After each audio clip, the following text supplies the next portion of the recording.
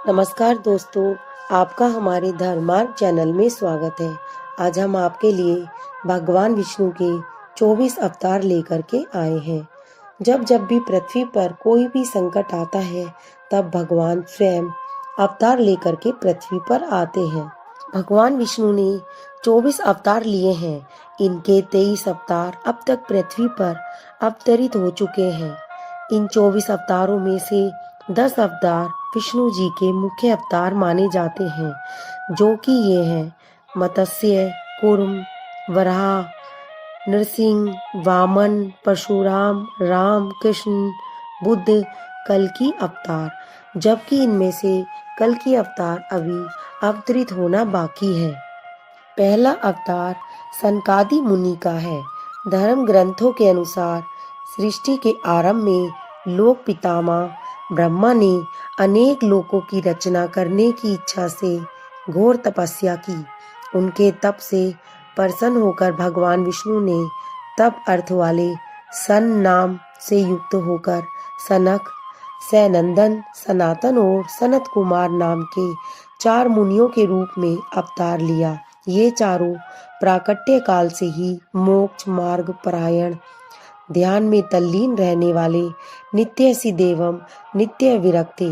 ये भगवान विष्णु के सर्वप्रथम अवतार माने जाते हैं। दूसरा अवतार वराह अवतार। धर्म ग्रंथों के अनुसार भगवान विष्णु ने दूसरा अवतार वराह रूप में लिया था। वराह अवतार से जुड़ी कथा इस प्रकार है कि पुरातन समय में दैत्य हिरण्याकश्यप ने जब पृथ्वी को ले जाकर समुद्र में छिपा दिया, तब ब्रह्मा की नाक से भगवान विष्णु वराह रूप में प्रकट हुए। भगवान विष्णु के इस रूप को देखकर सभी देवताओं व ऋषि मुनियों ने उनकी स्तुति की। सबके आग्रह पर भगवान वराह ने पृथ्वी को ढूंढना प्रारंभ किया। अपनी थूथनी की सहायता से उन्होंने पृथ्वी का पता लगा लिया और समुद्र के अंदर जाकर अपने दांतों पर रखकर वे पृथ्वी को बाहर लेकर के आए। जब हिरण्याक्ष दैत्य ने यह देखा, तो उसने भगवान विष्णु के वराह रूप को युद्ध के लिए ललकारा। दोनों में भीषण युद्ध हुआ। अंत में भगवान वराह ने हिरण्याक्ष का वध कर दिया। इसके बाद भगवान वराह ने अपने खुरों से जल को स्तंभित कर उस पर पृथ्वी को स्थापित कर दिया। तीसरा अवतार नारद अवतार है। देवऋषि नारद भी भगवान विष्णु के ही अवतार हैं। शास्त्रों के अनुसार नारद मुनि ब्रह्मा के 7 मानस पुत्रों में से एक हैं। उन्होंने कठिन तपस्या से देवऋषि पद प्राप्त किया था। वे भगवान विष्णु के अनन्य भक्तों में से एक माने जाते हैं। देवऋषि नारद धर्म के प्रचार तथा लोक कल्याण के लिए हमेशा प्रयत्नशील रहते थे। शास्त्रों में देवऋषि नारद को भगवान का मन भी कहा गया है। श्रीमद् भागवत गीता के 10वें अध्याय के 26वें श्लोक में स्वयं भगवान श्री कृष्ण ने इसकी महत्ता को स्वीकार करते हुए कहा गया है कि देव ऋषियों में मैं नारद हूँ। चौथा अवतार नर नारायण का है। भगवान विष्णु ने धर्म की स्थापना के लिए 2 रूपों में अवतार लिया। इस अवतार में वे अपने मस्तक पर जटा धारण किए हुए थे। उनके हाथों में हंस, चरणों में चक्र एवं वक्षस्थल में श्रीवत्स के चिन्ह थे। उनका संपूर्ण वेश तपस्वियों के समान था। धर्म ग्रंथों के अनुसार भगवान विष्णु ने नर नारायण के रूप में यह अवतार लिया था। 5वां अवतार कपिल मुनि जी का है। भगवान विष्णु ने 5वां अवतार कपिल मुनि के रूप में लिया। इनके पिता का नाम महर्षि कर्दम व माता का नाम देवहूति था। शरशैया पर पड़े हुए भीष्म पितामह के शरीर त्याग के समय देवज्ञ, व्यास आदि ऋषियों के साथ भगवा कपिल भी वहां उपस्थित थे। भगवान कपिल के क्रोध से ही राजा सगर के 60,000 पुत्र भस्म हो गए थे। भगवान कपिल सांख्य दर्शन के प्रवर्तक हैं। कपिल मुनि भागवत धर्म के प्रमुख 12 आचार्यों में से एक है। छठा अवतार दत्तात्रेय अवतार जी का है। ये भी भगवान विष्णु का ही अवतार है। एक बार माता लक्ष्मी, पार्वती व सरस्वती को अपने पतिव्रते पर अत्यंत गर्व हो गया। भगवान ने इनका अहंकार नष्ट करने के लिए लीला रची। उनके अनुसार एक दिन नारद जी घूमते घूमते देवलोक पहुँचे और तीनों देवियों को बारी बारी से जाकर कहा कि ऋषि अत्रि की पत्नी अनसुईया के सामने अपना सतीत्व कुछ भी नहीं। तीनों देवियों ने यह बात अपने स्वामियों को बताई और उनसे कहा कि वे अनसुईया के पातिव्रत्य की परीक्षा लें। तब भगवान शंकर, विष्णु व ब्रह्मा साधु वेश बनाकर अत्रि मुनि के आश्रम में गए। महर्षि अत्रि उस समय आश्रम में नहीं थे। तीनों ने देवी अनसुईया से भिक्षा मांगी, मगर यह भी कहा कि आपको निर्वस्त्र होकर हमें भिक्षा देनी होगी। अनसुईया पहले तो यह सुनकर चौंक गई, लेकिन फिर साधुओं का अपमान न हो इस डर से उन्होंने अपने पति का स्मरण किया और कहा, यदि मेरा पातिव्रत्य धर्म सत्य है तो ये तीनों साधु 6-6 महीने के शिशु हो जाएं। ऐसा बोलते ही श्री त्रिदेव शिशु होकर रोने लगे। तब अनसुईया ने माता बनकर उन्हें गोद में लेकर स्तनपान कराया और पालने में झुलाने लगी। जब तीनों देव अपने स्थान पर नहीं लौटे तो देवियां व्याकुल हो गईं। तब नारद ने वहां आकर सारी बात बताई। तीनों देवियां अनसुईया के पास गईं और उनसे क्षमा मांगी। तब देवी अनसुईया ने त्रिदेव को अपने पूर्ण रूप में कर दिया। प्रसन्न होकर त्रिदेव ने उन्हें वरदान दिया कि हम तीनों अपने अंश से तुम्हारे गर्भ से पुत्र रूप में जन्म लेंगे। तब ब्रह्मा के अंश से चंद्रमा, शंकर के अंश से दुर्वासा और विष्णु के अंश से दत्तात्रेय का जन्म हुआ। 7वां अवतार यज्ञ का हुआ। भगवान विष्णु के 7वें अवतार का नाम यज्ञ है। धर्म ग्रंथों के अनुसार भगवान यज्ञ का जन्म स्वयंभू मनवंतर में हुआ था। स्वयंभू मनु की पत्नी शतरूपा के गर्भ से आकुति का जन्म हुआ। वे रुचि प्रजापति की पत्नी हुई। इन्हीं आकुति के यहाँ भगवान विष्णु यज्ञ नाम से अवतरित हुए। भगवान यज्ञ ने उनकी धर्म पत्नी दक्षिणा से अत्यंत तेजस्वी 12 पुत्र उत्पन्न हुए। वे ही स्वयंभू मनवंतर में याम नामक 12 देवता कहलाए। ऋषभ देव के रूप में 8वां भगवान विष्णु ने अवतार लिया। महाराज की नाभि की कोई संतान नहीं थी। इस कारण उन्होंने अपनी धर्म पत्नी मेरु देवी के साथ पुत्र की कामना से यज्ञ किया। यज्ञ से प्रसन्न होकर भगवान विष्णु स्वयं प्रकट हुए और उन्होंने महाराज नाभि को वरदान दिया कि मैं ही तुम्हारे यहाँ पुत्र रूप में जन्म लूंगा। वरदान स्वरूप कुछ समय बाद भगवान विष्णु महाराज नाभि के यहाँ पुत्र रूप में जन्मे। पुत्र के अत्यंत सुंदर सुगठित शरीर, कीर्ति, तेल, बल, ऐश्वर्य, यश, पराक्रम और शूरवीरता आदि गुणों को देखकर महाराज नाभि ने उनका नाम ऋषभ रखा। भगवान विष्णु का 9वां अवतार आदिराज पृथु है। स्वयंभू मनु के वंश में अंग नामक प्रजापति का विवाह मृत्यु की मानसिक पुत्री सुनीता के साथ हुआ। उनके यहाँ वैन नामक पुत्र हुआ। उसने भगवान को मानने से इनकार कर दिया और स्वयं की पूजा करने के लिए कहा। तब महर्षियों ने मंत्रपूत कुशों से उसका वध कर दिया। तब महर्षियों ने पुत्रहीन राजा वैन की भुजाओं का मंथन किया, जिससे पृथु नाम पुत्र उत्पन्न हुआ। पृथु के दाहिने हाथ में चक्र और चरणों में कमल का चिन्ह देखकर ऋषियों ने बताया कि पृथु के वेश में स्वयं श्री हरि का अंश अवतरित हुआ है। 10वां अवतार मत्स्य अवतार था। भगवान विष्णु ने इसे पृथ्वी को प्रलय से बचाने के लिए ही यह अवतार लिया था। कृत युग के आदि में राजा सत्यव्रत हुए। राजा सत्यव्रत एक दिन नदी में स्नान कर जलांजलि दे रहे थे। अचानक उनकी अंजलि में एक छोटी सी मछली आई। उन्होंने देखा तो सोचा वापस सागर में डाल दूं, लेकिन उस मछली ने बोला, आप मुझे सागर में मत डालिए, अन्यथा बड़ी मछलियां मुझे खा जाएंगी। तब राजा सत्यव्रत ने मछली को अपने कमंडल में रख लिया। मछली और बड़ी हो गई। तब राजा ने उसे अपने सरोवर में रखा। देखते ही देखते मछली और बड़ी हो गई। राजा को समझ आ गया कि यह कोई साधारण मछली नहीं है। राजा ने मछली से वास्तविक रूप में आने के लिए प्रार्थना की। राजा की प्रार्थना सुनकर साक्षात चार भुजाधारी भगवान विष्णु प्रकट हुए। उन्होंने कहा कि यह मेरा मत्स्य अवतार है। भगवान ने सत्यव्रत से कहा, सुनो राजा सत्यव्रत, आज से 7 दिन बाद प्रलय होगी। तब मेरी प्रेरणा से एक विशाल नाव तुम्हारे पास आएगी। तुम सप्तऋषियों, औषधियों, बीजों व प्राणियों के सूक्ष्म शरीर को लेकर उसमें बैठ जाना। जब तुम्हारी नाव डगमगाने लगेगी, तब मैं मत्स्य के रूप में तुम्हारे पास आऊंगा।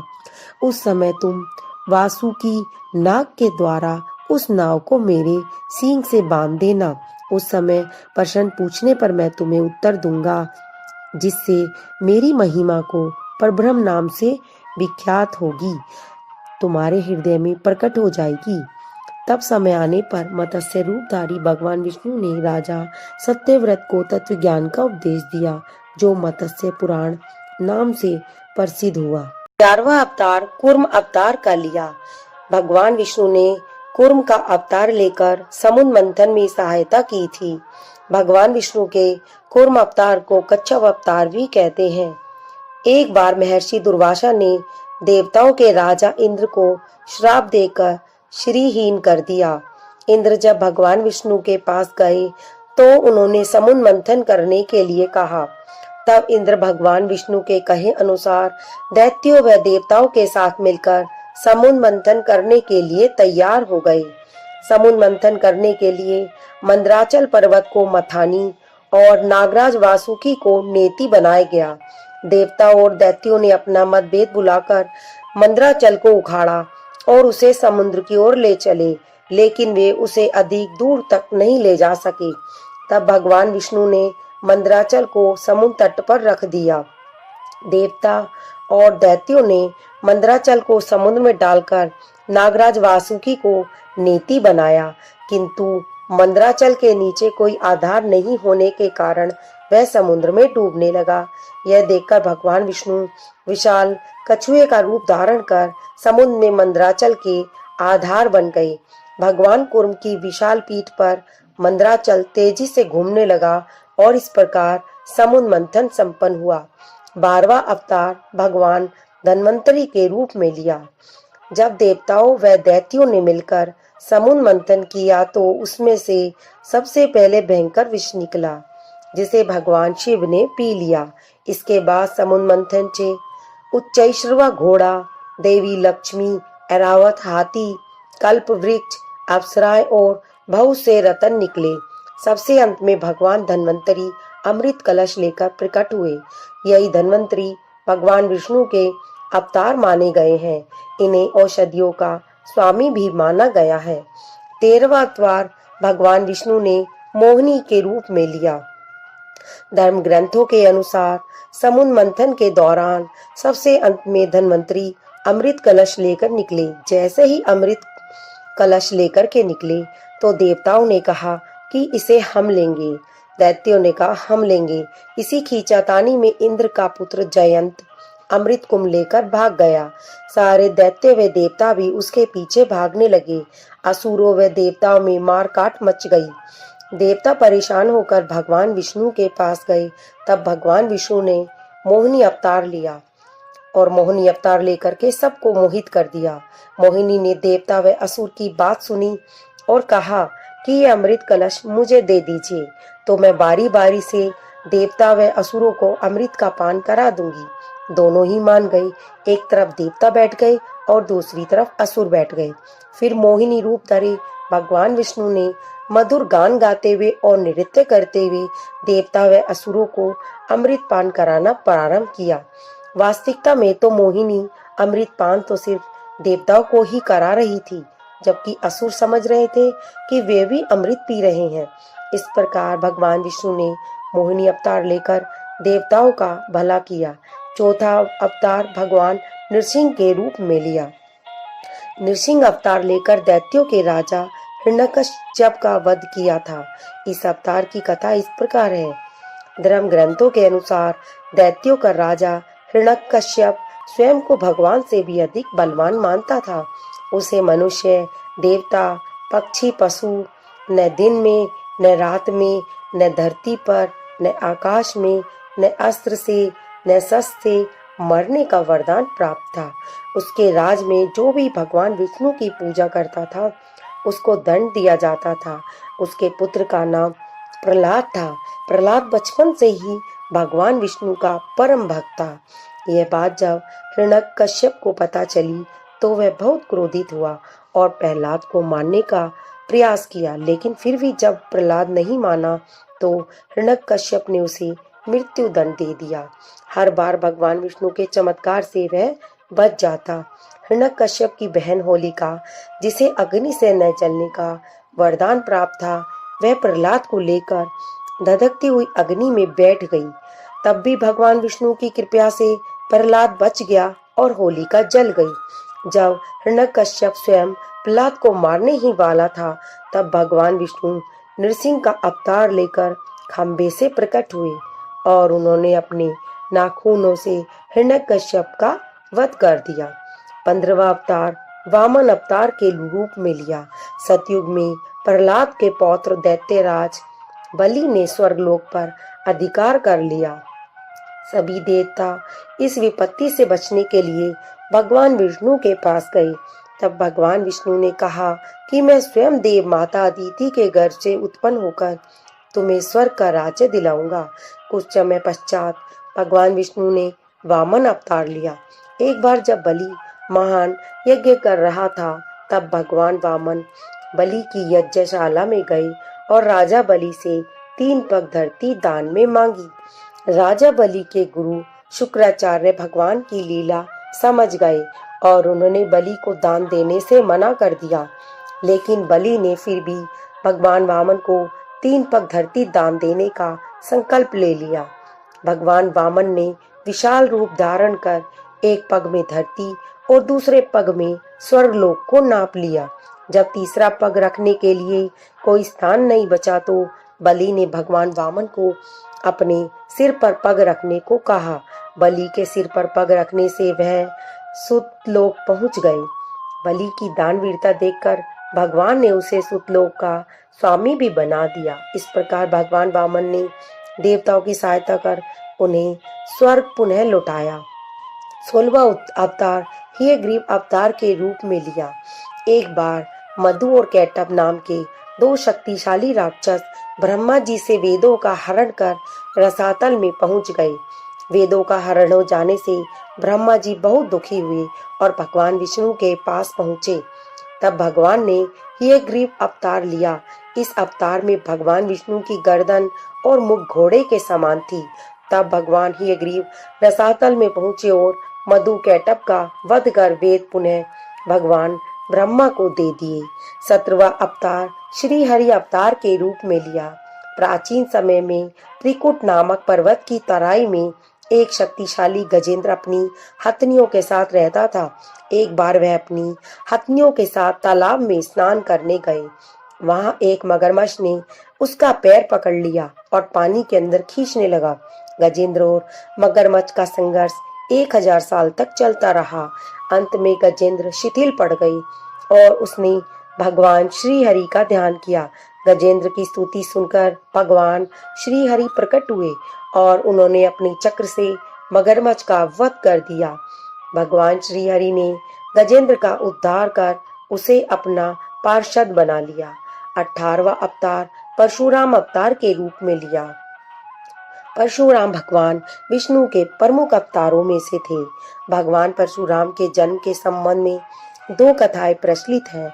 हरिवंश पुराण के अनुसार उन्हीं में से एक कथा यह है कि प्राचीन समय में महेशमती नगरी पर शक्तिशाली हयवंशी क्षत्रिय कार्तवीर्य अर्जुन या उसका दूसरा नाम सहस्त्रबाहु था, उसका शासन था। वह बहुत अभिमानी और अत्याचारी था। एक बार अग्निदेव ने उससे भोजन कराने के लिए आग्रह किया। तब सहस्त्रबाहु ने घमंड में आकर कहा कि आप जहां से चाहे भोजन प्राप्त कर सकते हैं, सभी और मेरा ही राज है। तब अग्निदेव ने वनों को जलाना शुरू किया। एक वन में ऋषि आप तपस्या कर रहे थे। अग्नि ने उनके आश्रम को भी जला डाला। इससे क्रोधित होकर ऋषि ने सहस्त्रबाहु को श्राप दिया कि भगवान विष्णु परशुराम के रूप में जन्म लेंगे और न सिर्फ सहस्त्रबाहु का ही नहीं बल्कि समस्त क्षत्रियों का सर्वनाश करेंगे। इस प्रकार भगवान विष्णु ने भार्गव कुल में महर्षि जमद अग्नि के 5वें पुत्र के रूप में जन्म लिया। भगवान विष्णु ने 19वां अवतार महर्षि वेद व्यास के रूप में लिया। भगवान व्यास नारायण के कला अवतार थे। वे महाज्ञानी महर्षि पराशर के पुत्र रूप में प्रकट हुए। उनका नाम कैवर्त राज की पोष्य पुत्री सत्यवती के गर्भ से यमुना के द्वीप पर हुआ था। उनके शरीर का रंग काला था, इसीलिए उनका एक नाम कृष्ण द्वैपायन भी था। इन्होंने ही मनुष्यों की आयु और शक्ति को देखते हुए वेदों के विभाग किए, इसीलिए इन्हें वेद व्यास भी कहा जाता है। इन्होंने ही महाभारत ग्रंथ की रचना की थी। भगवान विष्णु ने 20वां अवतार हंस अवतार के रूप में लिया। एक बार भगवान ब्रह्मा अपनी सभा में बैठे थे, तभी वहां उनके मानस पुत्र सनकादि पहुंचे और भगवान ब्रह्मा से मनुष्यों के मोक्ष के संबंध में चर्चा करने लगे। तभी वहां भगवान विष्णु महाहंस के रूप में प्रकट हुए और उन्होंने सनकादि मुनियों के संदेह का निवारण किया। इसके बाद सभी ने भगवान हंस की पूजा की। इसके बाद महाहंस रूपधारी श्री भगवान अदृश्य होकर अपने पवित्र धाम को चले गए। भगवान विष्णु ने 21वां अवतार श्री राम अवतार के रूप में लिया। त्रेता युग में राक्षस राज रावण का बड़ा आतंक था। उससे सभी देवता डरते थे। उनके वध करने के लिए भगवान विष्णु ने राजा दशरथ के यहाँ माता कौशल्या के गर्भ से पुत्र रूप में जन्म लिया। इस अवतार में भगवान विष्णु ने अनेक राक्षसों का वध किया और मर्यादा का पालन करते हुए अपना जीवन यापन किया। पिता के कहने पर वनवास गए। वनवास भोगते समय राक्षस राज रावण उनकी पत्नी सीता का हरण कर ले गया। सीता की खोज में भगवान लंका पहुंचे। वहां भगवान श्री राम और रावण का घोर युद्ध हुआ, जिसमें रावण मारा गया। इस प्रकार भगवान विष्णु ने राम अवतार लेकर देवताओं को भय मुक्त किया। 22वां अवतार श्री कृष्ण के रूप में लिया। द्वापर युग में भगवान विष्णु ने श्री कृष्ण अवतार लेकर अधर्मियों का नाश किया। भगवान श्री कृष्ण का जन्म कारागार में हुआ था। इनके पिता का नाम वसुदेव, माता का नाम देवकी था। भगवान श्री कृष्ण ने इस अवतार में अनेक चमत्कार किए और दुष्टों का सर्वनाश किया। कंस का वध भी भगवान कृष्ण ने किया। महाभारत के युद्ध में अर्जुन के सारथी बने और दुनिया को गीता का ज्ञान दिया। धर्मजार युधिष्ठिर को राजा बनाकर धर्म की स्थापना की। भगवान विष्णु का ये अवतार सभी अवतारों में सबसे श्रेष्ठ माना जाता है। 23वां अवतार बुद्ध अवतार के रूप में लिया। बौद्ध ग्रंथ के प्रवर्तक गौतम बुद्ध भी भगवान विष्णु के ही अवतार थे, परंतु पुराणों में वर्णित भगवान बुद्धदेव का जन्म गया के समीप कीकट में हुआ बताया गया है। इनके पिता का नाम अजन बताया गया। यह प्रसंग पुराण वर्णित बुद्ध अवतार का ही है। एक समय दैत्यों की शक्ति अधिक बढ़ गई। देवता भी उनके भय से भागने लगे।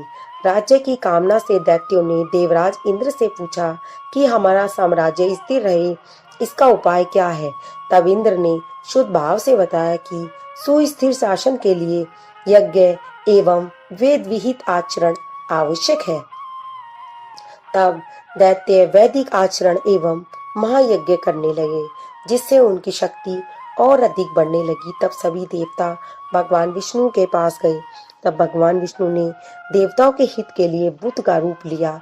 उनके हाथ में मार्जनी थी और वे मार्ग को बुहारते हुए चलते थे। इस प्रकार भगवान बुद्ध दैत्यों के पास पहुंचे और उन्हें उपदेश दिया कि यज्ञ करना पाप है। यज्ञ से जीव हिंसा होती है। यज्ञ से अग्नि से कितने ही प्राणी भस्म हो जाते हैं। भगवान बुद्ध के उपदेश से दैत्य प्रभावित हुए। उन्होंने यज्ञ व वैदिक आचरण करना छोड़ दिया। इसके कारण उनकी शक्ति कम हो गई और देवताओं ने उन पर हमला कर अपना राज्य पुनः प्राप्त कर लिया। 24वां अवतार कल की अवतार है। कलयुग में भगवान विष्णु कल के रूप में अवतार लेंगे। कल की अवतार कलयुग व सतयुग के संधि काल में होगा। यह अवतार चौष्टक कलाओं से युक्त होगा। शास्त्रों में वर्णित है, श्रावण मास के शुक्ल पक्ष की षष्ठी तिथि को यह अवतार होना तय है। भगवान का यह अवतार निष्कलंक भगवान के नाम से भी जाना जाएगा। श्रीमद् भागवत पुराण में विष्णु के अवतारों की कथाएं विस्तार से वर्णित है। इसके 12वें स्कंद के द्वितीय अध्याय में भगवान के कल्कि अवतार की कथा विस्तार रूप में दी गई है, जिसमें कहा गया है कि संभल ग्राम में विष्णु यश नामक श्रेष्ठ ब्राह्मण के पुत्र के रूप में कल्कि उनके घर में जन्म लेंगे और अल्पायु में ही वेद आदि शास्त्रों का पाठ करके महापंडित हो जाएंगे। बाद में वे जीवों के दुख से कातर हो महादेव की उपासना करके अस्त्र विद्या प्राप्त करेंगे, जिनका विवाह बृहद्रथ की पुत्री पद्मा देवी के साथ होगा।